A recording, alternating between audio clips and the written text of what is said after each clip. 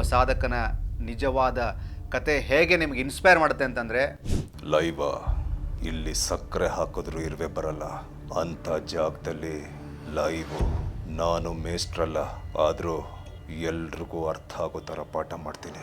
ಶಿವಣ್ಣ ಏನಂಗಾದ್ರೆ ಶಿವಣ್ಣನು ವಿಲ್ಲನ ಈ ಸಿನಿಮಾಗೆ. ನಾನು ಚಿಕ್ಕ ವಯಸ್ಸಲ್ಲಿ ನಮ್ಮ ತಂದೆ ತೀರ್ಕೊಂಡಾಗ ನನಗೆ ಆಲ್ಮೋಸ್ಟ್ 16 ವರ್ಷ. ನನಗೆ ಸಿನಿಮಾ ರಂಗದಲ್ಲಿ ಏನೋ ಮಾಡ್ಬೇಕು, ಹೆಸರು ಮಾಡಬೇಕು ಅರ್ಜೆನ್ಸಿ ಇತ್ತು. ಅಷ್ಟು ಅರ್ಜೆನ್ಸಿ. 24 ಜನ ನನಗೆ ಬೆಸ್ಟ್ ಆಕ್ಟರ್ ಅವಾರ್ಡ್ ಕೊಡ್ತಾರೆ.